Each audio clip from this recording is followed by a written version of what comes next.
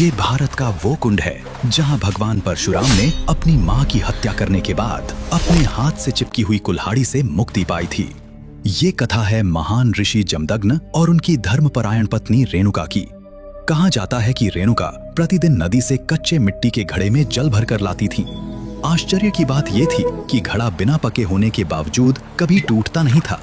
ये उनके सतीत्व और तप की शक्ति थी। उनके 5 पुत्र थे, जिनमें सबसे छोटे थे विष्णु अवतार भगवान परशुराम।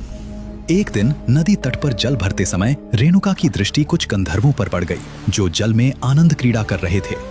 वो दृश्य क्षणिक था, लेकिन उसी एक पल में उनका मन डगमगा गया और उसी क्षण जिस शक्ति से घड़ा सुरक्षित था वो टूट गई। घड़ा टूटते ही रेणुका समझ गईं कि उनसे चूक हो गई है। जब वो आश्रम पहुंची तो ऋषि जमदग्नि अपने तपोबल से सब कुछ जान चुके थे।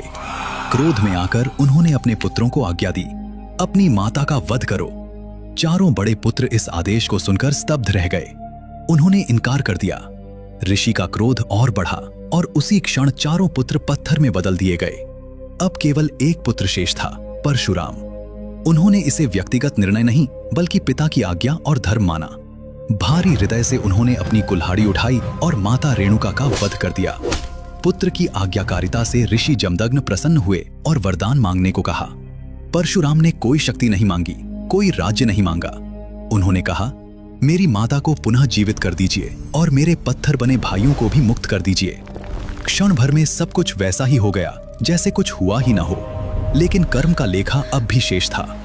मातृवध का पाप उस कुल्हाड़ी से चिपक चुका था और वो परशुराम के हाथ से अलग ही नहीं हो रही थी। उन्होंने अनेक तीर्थों की यात्रा की, लेकिन कहीं भी उस पाप से मुक्ति नहीं मिली।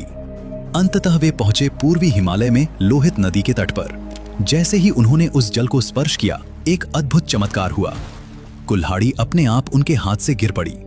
यही स्थान आज अरुणाचल प्रदेश में परशुराम कुंड के नाम से जाना जाता है।